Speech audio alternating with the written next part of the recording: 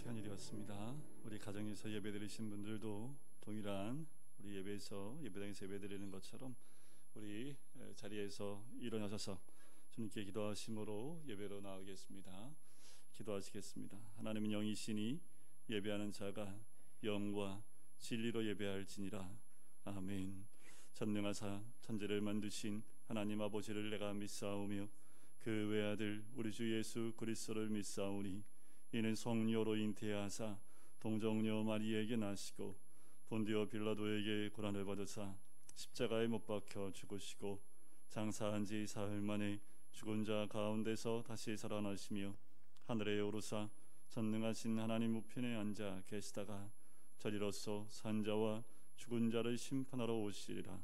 성령을 믿사오며 거룩한 공예와 성도가 서로 교통하는 것과 죄를 사하여 주시는 것과 몸이 다시 사는 것과 영원히 사는 것을 믿사옵나이다. 아멘. 자리에 앉으실까요? 우리 찬송가 288장입니다. 예수로 나의 구주 삼고 찬송가 288장입니다.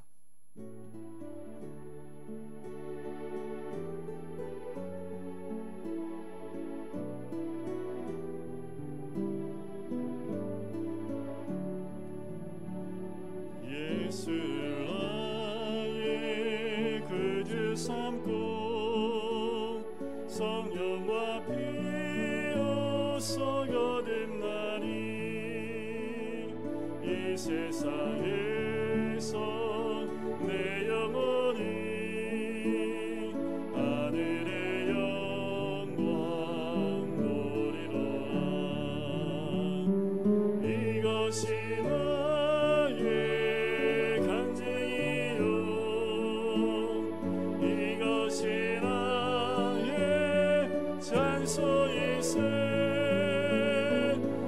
사는 동안 끊임없이 구주를 찬송하리로라.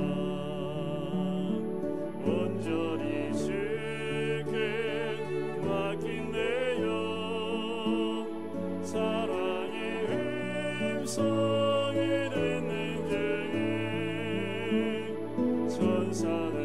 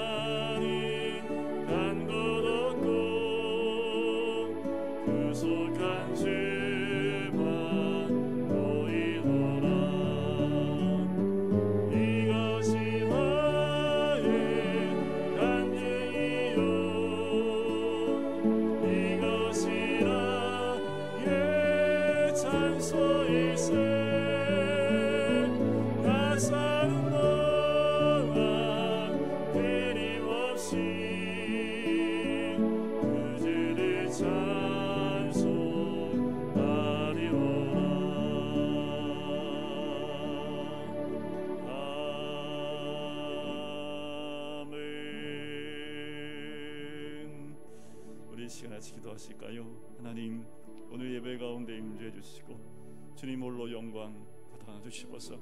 우리가 가정에서나 이 현장에서 예배드리는 모든 시간 모든 장소마다 성령의 거룩한 임재하심이 있게 인도해 주시고 특별히 이 땅에 코로나가 더 이상 번지지 못하도록 하나님 막아주셔서 이 땅의 두려움과 걱정과 근심이 사라지는 땅, 하나님의 보호하심이 있는 땅이 될 수 있도록 또한 인도해 달라고, 또 이 나라 정치와 그리고 차별금지법이 통과되지 않도록 우리 같이 중보하며 함께 기도하시겠습니다.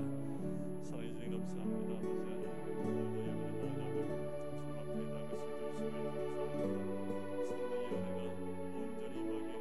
임하게 인도해 주시고 주의 거룩하심을 아버지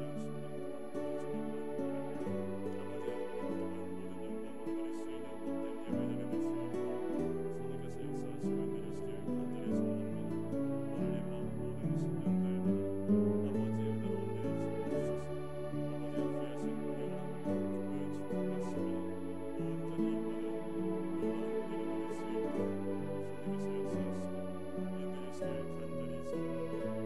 예배라는 모든 자들을 위해 하나님의 귀하신 은혜로 채워주시길 간절히 소원하오니 주님 우리의 모든 심령 사랑의 주님, 코로나 바이러스로 인해서 함께 모든 성도가 한자리에 모여 예배드리지 못하지만 가정에서 예배드리는 자들이나 떤 이곳에서 예배드리는 자들이나 동일한 하나님의 은혜가 임할 수 있도록 인도하여 주시옵소서. 주만 바라보게 인도하여 주시고 이 땅에서 복음을 가지고 살아가는 삶이 무엇인지를 또한 깊이 묵상하며 하나님 우선주의, 아버지 하나님 영광 위에 살아갈 수 있는 우리 한 사람 한 사람이 될 수 있도록 주여 축복하시고 인도하여 주시옵소서. 코로나 인하여 이 땅이 많은 두려움과 걱정과 근심에 붙잡혀 있습니다. 이 땅 위에 주님이 함께 하시고 아버지 하나님 주님의 예정하심이 있으면 아버지 하나님 그 모든 것들을 통하여 하나님이 아버지 하나님 인도하심을 우리가 경험케 인도하여 주시고 또한 속히 이 바이러스가 이 병균이 이 땅 가운데에서 줄어들고 사라질 수 있도록 성령께서 역사하시고 인도하여 주시길 간절히 소원합니다. 나누어진 사회, 분열된 사회가 아니라 하나님 이 땅이 하나가 될 수 있게 인도해 주시고 서로를 향하여 비방하는 그 소리를 내는 것보다 서로 사랑으로 끌어안으며 또한 이해해 주며 또한 하나님의 은혜를 나눌 수 있는 복된 이 나라와 민족이 될 수 있도록 인도하여 주시옵소서. 차별금지법이 통과되지 않도록 하나님 막아주시고 하나님 말씀에 반대되어지는 것들이 법으로 제정되지 않도록 성령께서 막아주시길 간절히 소원합니다. 오늘 예배 가운데 성령께서 함께 하실 줄 믿사오며 주 예수 그리스도의 이름으로 기도드립니다. 아멘.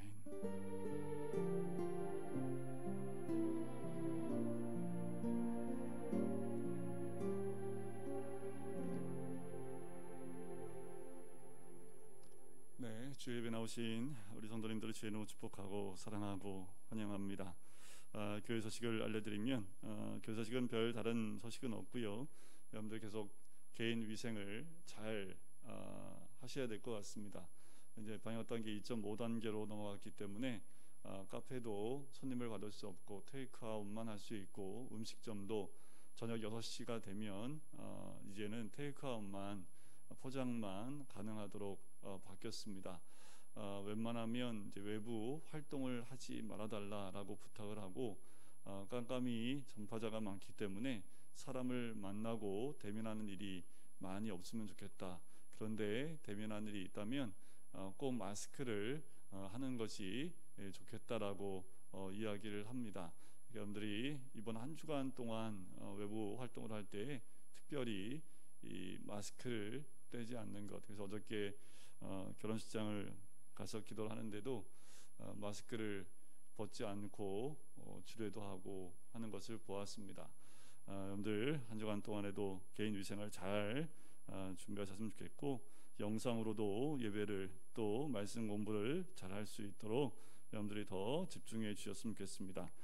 결혼식 답례품은 우리 예배가 정상화되면 그때 우리 답례품을 드리도록 할 거고요.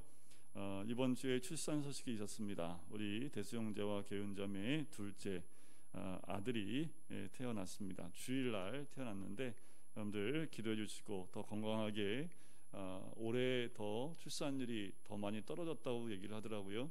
아마 OECD 국가에서 이 부분은 우리가 단연 1등입니다.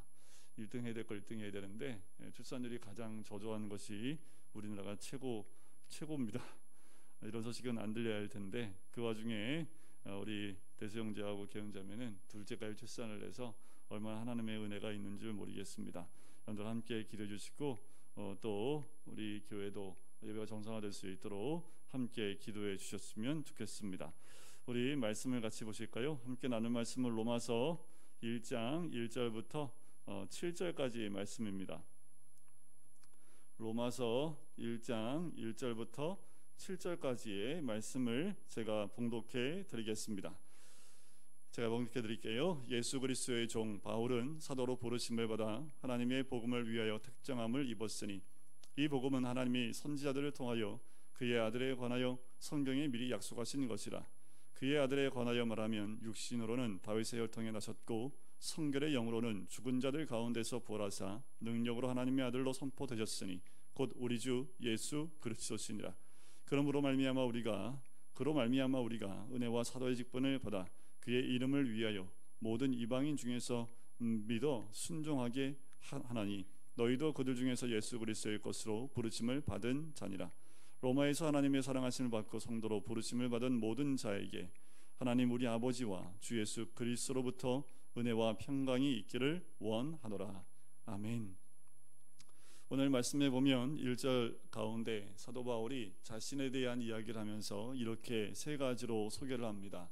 첫 번째는 예수 그리스도의 종으로 소개하고요, 두 번째는 나는 하나님으로부터 사도로 부름을 받았다고 이야기하고, 세 번째는 하나님의 복음을 위하여 택정함을 받고 일하게 되었다라고 1절에서 사도 바울은 자신에 대해서 세 가지로 나누어 소개를 하고 있는 모습을 봅니다. 첫 번째 어떻게 소개하고 있다고요? 예수 그리스도의 종이라고 조금도 서슴없이 말하고 있는 모습입니다. 여기서 우리가 한 가지 알아야 될 것, 과연 우리는 무엇인가 라는 거예요. 어디서 와서 무엇을 하다가 어디로 가는가, 이것에 대한 질문들이 많고 또 이 부분에 대해서 답을 하려고 하는 많은 노력이 있지만 한 사람도 제대로 이 부분을 답할 수가 없지요. 여러분, 인간은 자기를 만드신 분을 만나기까지는 자기의 존재를 이해하지 못합니다. 사도 바울도 다메섹 도상에서 예수를 만나고 난 다음에 인생이 완전히 달라집니다. 그가 뭐라고 합니까? 예수 그리스도를 만난 이후에 그는 그리스도의 종이라고 선언을 하지요. 여러분, 이것이 얼마나 대단한 선포인지 아십니까? 당시 로마에는 굉장히 많은 사람들이 노예였고 종이었습니다. 오히려 종과 노예가 더 많을 만큼 이 로마 안에는 이 종의 위치와 노예가 무엇인지 이 로마에 있는 사람들은 너무도 정확히 알고 있다라는 겁니다. 그 종의 삶, 노예의 삶이 얼마나 비참한지를 알아요. 그런데 사도 바울이 첫 번째 자신을 소개하는데 나는 그리스도의 노예다라고 얘기하고 있다라는 거지요. 이 노예란 자기 인생이 없는 사람이고요, 자기 의지도 없고요, 자기 주장도 없고 인간의 모든 특권이 다 없어져 버린 그런 사람들을 노예라고 합니다. 사람들은 노예 그것을 되는 것을 싫어하지요.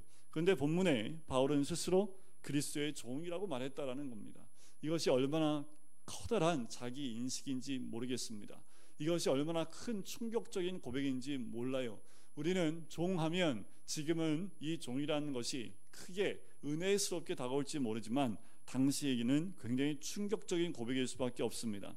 이렇게 말할 수 있는 사람은요, 바울처럼 살 수 있게 될 줄 믿습니다. 우리가 종이라고 얘기할 수 있고 노예라고 얘기할 수 있다면 사도 바울처럼 살 수 있을 줄 믿습니다. 아무리 큰 은혜를 입어도요, 우리는 은혜를 갚는다고 하지 종이 되겠다고 하지는 않습니다. 그만큼 종이라는 표현이 쉽지 않은 표현이라는 거지요. 다시 말씀을 드리지만 종에게는 두 가지가 필요해요. 자기 주장이 없어야 되고 또 주인의 주인됨을 인정해야 된다라는 겁니다. 그래서 사도 바울은요, 수없이 많은 고난을 겪었던 이유가 여기에 있었던 거예요.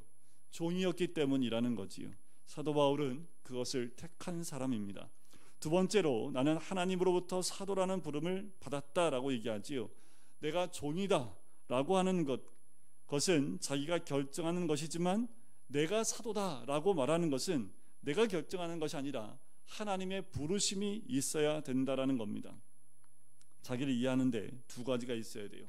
나는 누구인가 라는 것과 하나님은 나를 어떻게 생각하시느냐, 이 두 가지가 자기를 이해하는 데 굉장히 중요하지요.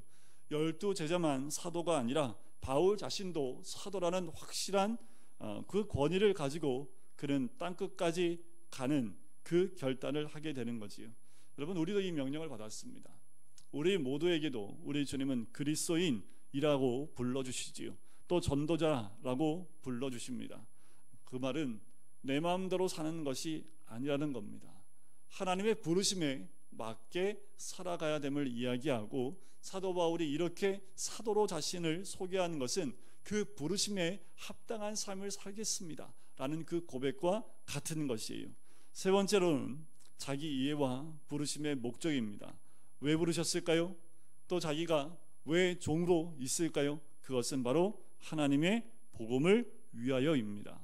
그래서 사도 바울은 뒤에 나오는 14절과 15절에 이렇게 얘기합니다. 헬라인이나 야만인이나 지혜 있는 자나 어리석은 자에게 다 내가 빚진 자라. 그러므로 나는 할 수 있는 대로 로마에 있는 너희에게도 복음 전하기를 원한다라는 거지요. 이것 때문에 사도로 부르심을 받은 것이다라는 거예요. 너희에게 복음을 전하기를 원한다라는 거지요. 16절에 보면 내가 복음을 부끄러워하지 아니하노니 이 복음은 모든 믿는 자에게 구원을 주시는 하나님의 능력이 됨이라. 먼저는 유대인에게요, 그리고 헬라인에게라. 복음이 무엇입니까? 구원을 주시는 하나님의 능력이지요. 17절에 보면 복음에는 무엇이 나타났다고 얘기하냐면 하나님의 의가 나타난다고 하였습니다. 이것이 복음이지요. 사도 바울은 하나님의 복음을 위하여 하나님께 특별히 선택을 받았다고 이야기를 합니다. 그래서 고린도전서 2장 2절에 보면 예수 그리스도와 그가 십자가에 못 박힌 것 외에 아무것도 알지 않기로 작정했다라고 얘기를 해요. 바울이 복음을 만난 이후에 자기 전공이나 지식이나 미래나 인격이나 하고 싶은 모든 것, 그것을 단 한마디로 농축하는 것이 바로 복음입니다. 로마서 16장 전체의 주제를 붙여본다면 아마 이렇게 붙일 수 있을 거예요. 하나님의 복음을 위하여, 그 이름을 위하여라고 붙일 수 있지요. 제가 저번 주에도 설교를 드렸지만 로마서 전체를 잡아서 꽉 짜면 딱 하나, 예수 그리스도 복음이 나온다고 말씀을 드렸지요. 그 복음을 위하여라는 것입니다. 이 복음을 위하여, 또 그 이름을 위하여, 이 복음이 무엇입니까? 예수 그리스도이지요. 이분은 우리를 위하여 세상에 오셨습니다. 십자가를 지기 위해서 오셨고요. 이분은 우리를 위해서 무덤에서 부활하신 분입니다. 이분은 우리를 위해서 또한 성령을 우리에게 부어주시는 분인 줄 믿습니다. 그렇다면 하나님의 복음이라는 이 하나님의 복음의 뜻, 그것이 무엇일까라는 거지요. 이 말에는 두 가지 의미가 있습니다. 두 가지로 해석이 가능한데, 하나님의 복음이라는 것은 하나님께 속한 복음이라는 뜻도 있고요, 하나님으로부터 온 복음이라는 뜻도 있습니다. 하나님이 우리에게 주신 것, 즉 하나님으로부터 온 것이 복음이라는 거예요. 복음 하면 뭐예요? 복된 소식, 좋은 소식, 기쁜 소식, 이것이 복음이지요. 하나님으로부터 온 그렇게 좋고 기쁜 소식이 무엇이겠습니까? 하나님의 아들이신 예수 그리스도가 인류의 죄를 위해서, 그 죄를 구속하기 위해 인간으로 오셨다는 소식이 바로 기쁜 소식이지요. 사도 바울은 로마서를 시작하면서 자기의 이름을 1절에 세 가지로 소개했다고 말씀을 드렸지요. 이어서 이 사도 바울은 다음 얘기를 진행할 때 다른 것을 이야기할 여유를 갖지 않습니다. 바로 1절 이후부터 그가 얘기하고 싶은 것은 바로 하나님의 복음이었습니다. 너무나 급한 마음으로 바로 복음을 꺼내놔요. 복음을 먼저 이야기해요. 여러분들, 우리 마음에 좋은 게 있고 또 급한 게 있으면 만나자마자 그 얘기부터 하게 되지요. 사도 바울이 그와 같은 심령입니다. 먼저 이야기를 하는 거예요. 내가 그리스도의 종된 것은 바로 이 복음 때문이다. 내가 사도로 부르심 받은 것은 바로 이 복음 때문이다. 내가 이렇게 특별히 선택된 것도 바로 이 복음 때문이다 하면서 이 복음이 무엇이냐라고 빨리 이야기하고 싶은 거지요. 또 이 복음에 대해서 아주 짧고도 정확하게 정의를 내리는 것이 바로 2절부터 시작을 합니다. 이 복음은 하나님이 선지자들을 통하여 그의 아들에 관하여 성경에 미리 약속하신 것이라 하면서 이 복음에 대해서 바로 단도직입적으로 쑥 들어와 이야기하는 것을 봐요. 자, 사도 바울은 복음의 기원과 배경에 대해서 얘기를 하는 겁니다. 굉장히 중요하죠. 복음은 어디서부터 시작됐냐는 거예요. 여기서 복음은 하나님으로부터 온 것이라는 거지요. 왜요? 하나님이 알았대요. 하나님이. 복음의 배경에는 하나님이 계시다라는 것을 이야기합니다. 죄인들을 위하여 예수님이 이 땅에 오게 하시고 또 그렇게 하기로 작정하신 분이 누구라고요? 우리라고요? 아니요. 그분이 바로 하나님 자신이라는 겁니다. 이 땅에 하나님의 아들이신 예수 그리스도를 이 땅에 보내시기로 작정하신 분이 바로 우리 하나님이라는 거지요. 그래서 로마서 5장 8절에 보면 이렇게 설명합니다. 우리가 아직 죄인 되었을 때에 그리스도께서 우리를 위하여 죽으심으로 하나님께서 우리에 대한 자기의 사랑을 확증하셨느니라.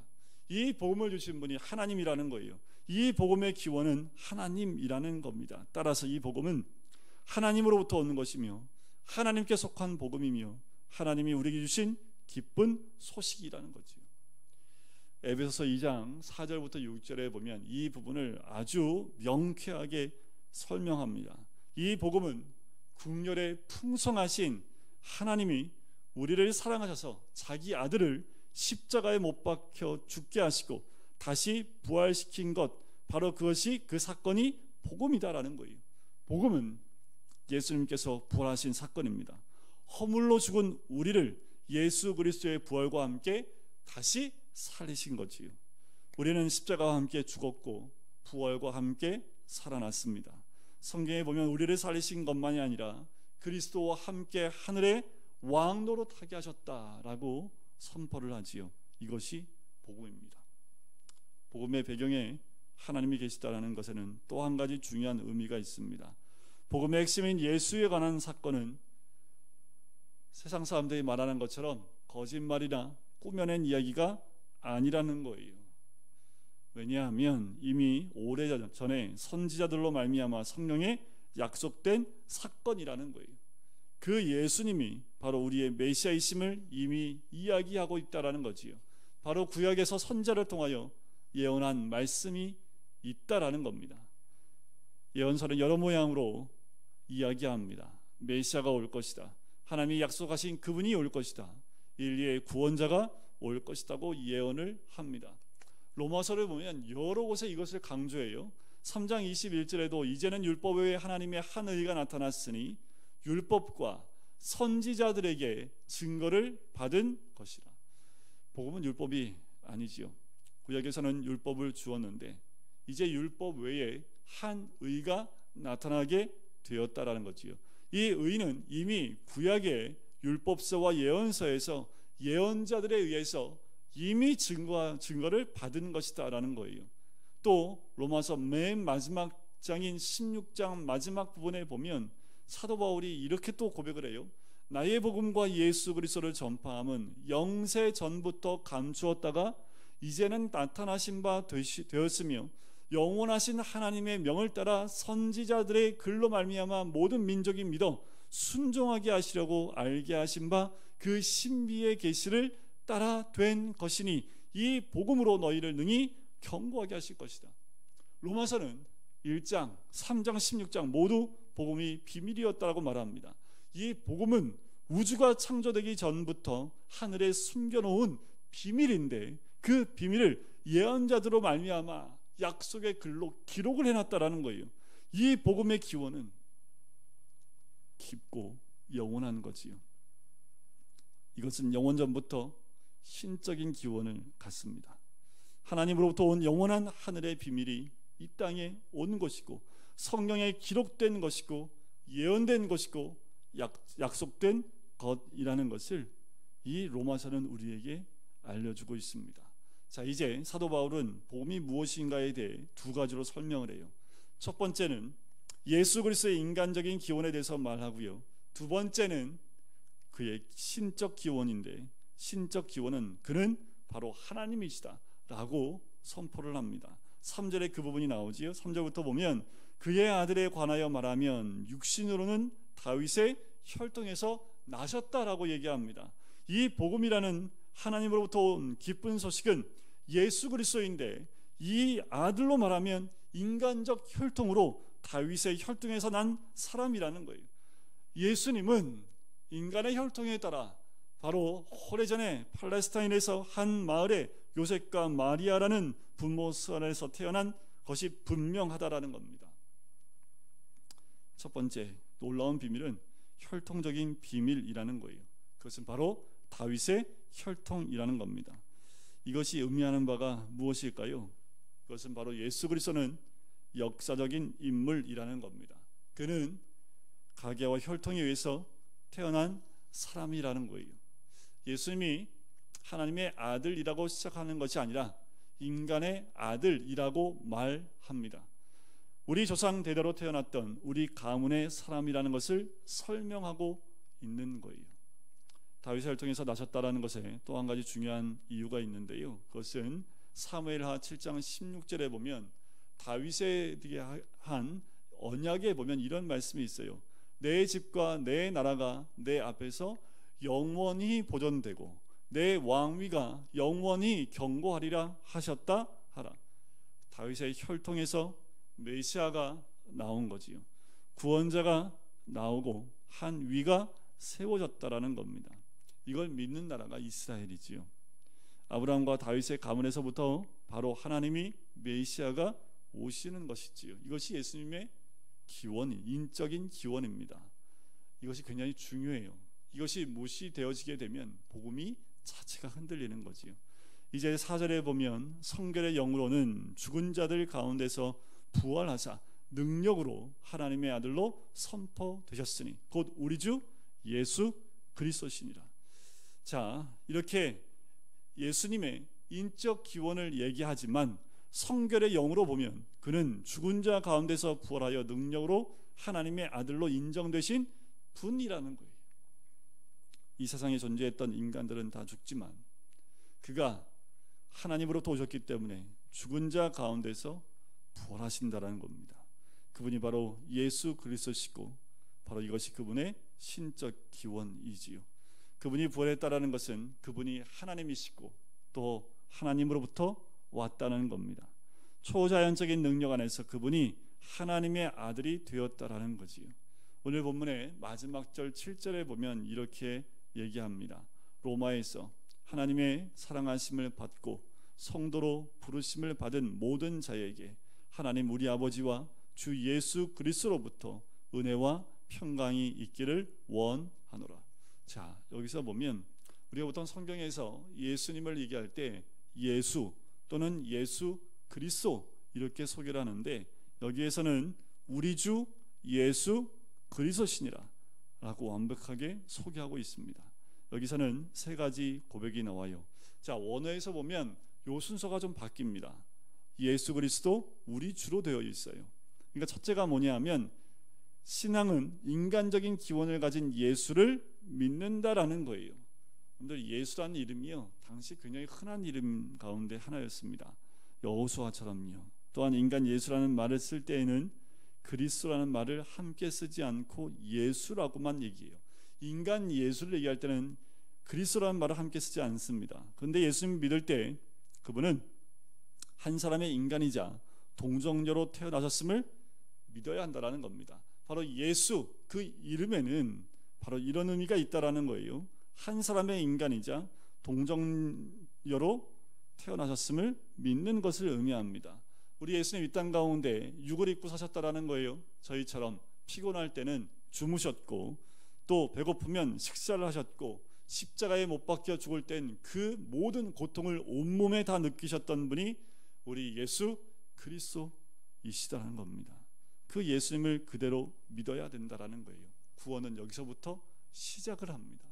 우리 주님이 육을 입고 이 땅에 오셨고 우리와 같은 동일한 몸을 가지고 이 땅에 사셨고 모든 고통과 아픔과 괴로움과 십자가의 고통을 온몸에 받을 수 있는 인간이었다라는 것, 그것이 구원의 시작이지요. 어떤 사람은 인간이며 육체로 오신 예수님의 신적인 것만 생각하는 경향이 있습니다. 그러면 구원이 반쪽이 되는 거지요. 진정한 구원은 예수님이 인간이라는 점을 믿고 인정하고요, 우리 죄를 위하여 십자가에 돌아가신 분, 그것을 믿는 거예요.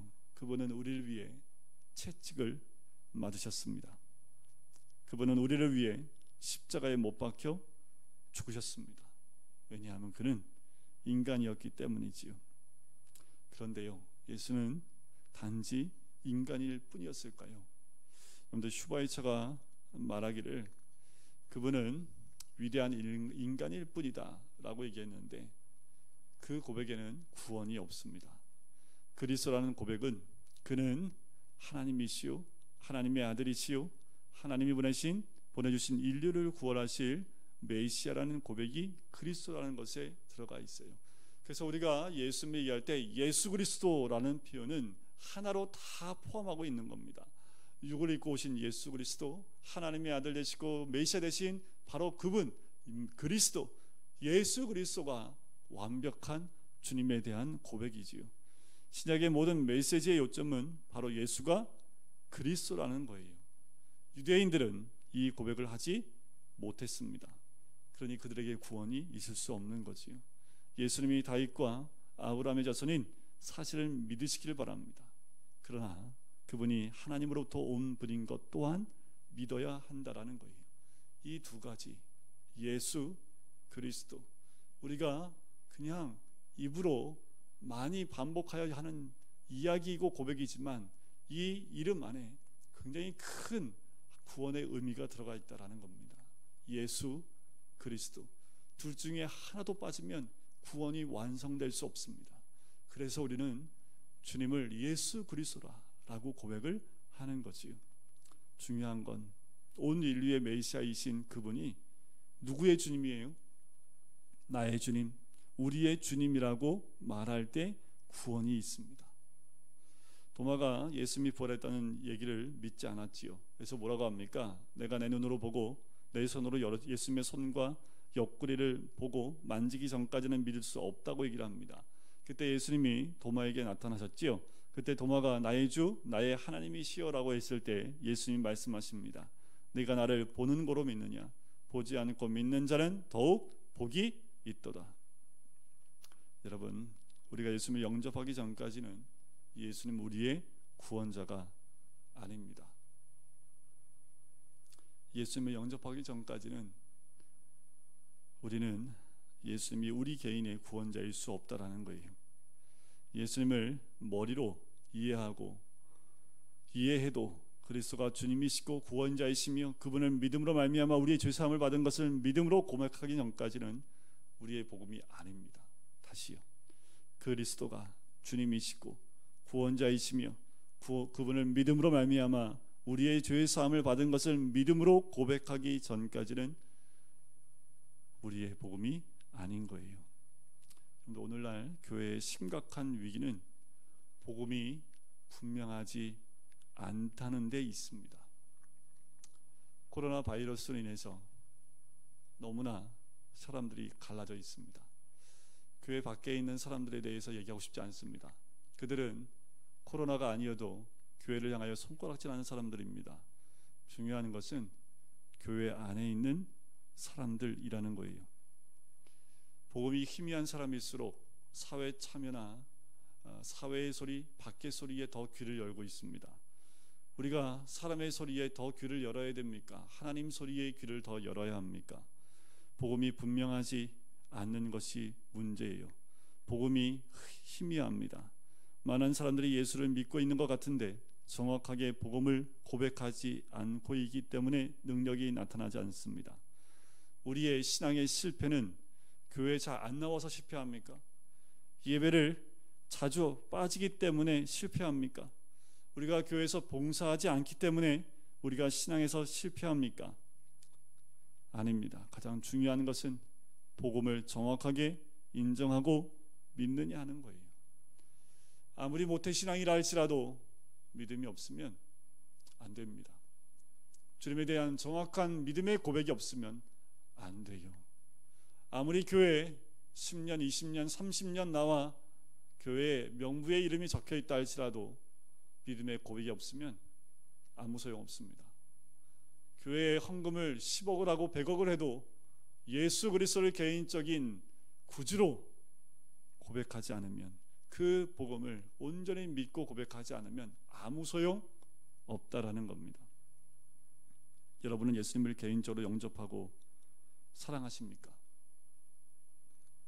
이 시대에 기적이 사라진 이유는 이런 고백이 사라졌기 때문에 그래요.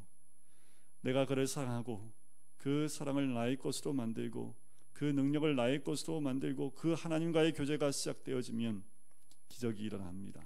이것이 복음이에요. 여러분, 우리가 깨어 있어야 될 부분이 여기입니다. 이 시대에 많은 성도들이 서로를 향해서, 이 시대의 많은 목사들이 서로가 서로를 향해서 비방하고 또 조롱하고 네가 맞고 내가 틀리고 내가 맞고 네가 틀리고 이 말들을 계속 쏟아내고 있습니다. 예배를 드리는 것이 맞냐, 예배를 드리는 것이 틀리냐, 이거 가지고 서로를 비방해요. 마치 진영싸움 하는 것 같아요. 내가 안 드리니까 드리는 너희들이 잘못했다. 우리는 안 드리고 있는데 너희가 드리니까 너희가 잘못했다. 서로의 믿음의 분량만큼입니다. 네가 맞고 틀리다는 게 아니에요. 우리가 하나님 앞에 섰을 때 이것에 대한 모든 평가와 모든 심판은 하나님 편에 있습니다. 우리 다 죄인인데 죄인이 죄인을 향해서 네가 잘났네 못났네 얘기하는 것이 얼마나 불쌍한 모습인지 모르겠습니다. 우리는 그저 이 시대에 조용히 복음을 믿고 그 복음 안에 있는 사람이 되어야 될 줄 믿습니다. 사도 바울이 얘기하지요. 복음을 부끄러워하지 않는다. 여러분, 예배드린다고 복음이 부끄러집니까? 코로나 시대에 그리스도인들이 예배를 포기하지 않는다고 세상 사람들이 얘기하니까 그것이 부끄러워요. 교회는 부끄러울 수 있을지 모르지만 복음은 부끄럽지 않습니다. 복음을 알게 되면, 복음을 깨닫게 되면 부끄러운 것이 아니라 자랑스러워지고 더 많은 영혼을 구원하기 위해서 내가 고난을 받는다 할지라도 전하고 나누는 것이 복음인 줄 믿습니다. 복음을 소유해야 될 줄 믿습니다. 복음을 소유한 자가 갖는 중요한 마음은 빚진 마음이고, 부끄러워하지 말고 그것을 위해서라면 어떤 대가도 치르겠다라는 것이 복음을 소유한 자의 모습입니다. 이 영광스러운 모습, 복음이 우리에게 흘러넘쳐야 될 줄 믿습니다. 복음이라는 이름만 가지고 있지 말고 복음의 능력을 가지길 바랍니다. 복음이신 예수 그리스도, 예수님이 지금 이 땅에 오신다면 우리가 서로를 향하여 비방하는 그 모습을 보고 눈물 흘리실 분이 우리 예수 그리스도가 아닐까. 복음이 땅에 떨어지는 것, 사람들이 복음을 경히 여기고 또 예수 그리스도의 이름을 욕한다 할지라도 우리는 예수 그리스도 그 복음이 무엇인지 알기 때문에 우리는 그 복음을 위해서 고난도 달게 받을 것을 우리가 믿음으로 고백하는 사람이어야 될 줄 믿습니다. 바로 그가 사도 바울이었고요. 그래서 로마에게 쓴 편지 가운데 이 서론 부분에 이 부분을 너무도 강하게 우리에게 알려주고 있는 것입니다. 복음이신 예수 그리스도, 그분이 나의 주님이고 우리의 주님이 되시기를 주님의 이름으로 간절히 축원드립니다. 우리 시간 같이 기도하실까요? 하나님, 그 복음, 사도 바울이 나누고 싶은 그 하나님의 복음, 이 복음이 우리 안에 살아있게 하여 주시옵소서. 아버지 하나님, 이 복음이 없이 교회를 다니고 예배를 드린다 해도 무슨 소용이 있습니까? 아버지 하나님, 이 복음, 우리가 이 복음 가운데 살게 하여 주시옵소서. 예수 그리스도를 모시고 살 수 있게 하여 주시옵소서. 그래서 우리의 삶 가운데 진정한 복음의 삶이 부끄럽지 아니하며 신앙의 삶이 부끄럽지 아니한 하나님의 사람이 되겠습니다. 우리 시간에 믿음의 고백으로 주님께 나가겠습니다. 기도하겠습니다. 사랑해 감사합니다. 아버지 하나님, 이 말씀과 가운데 우리를 보여주시면 감사합니다.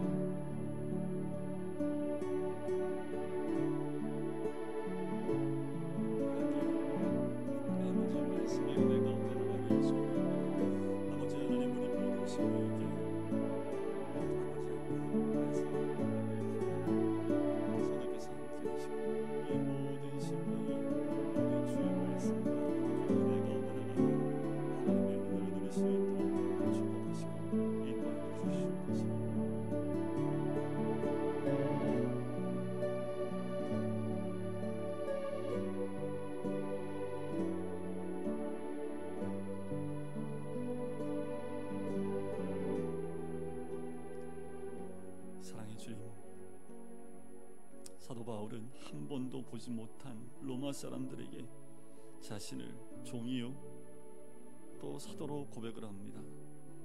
그러며 자기가 만났던 예수 그리스도 그 복음을 나누기 위해 어떠한 고난도 달게 받을 것을 고백했던 사도 바울처럼 믿음 없이, 예수 그리스도에 대한 믿음의 고백 없이 우리는 신앙생활을 할 수 없고 이 땅 가운데 주님의 살아계심을 인정하는 삶을 살 수 없는 것을 고백을 합니다.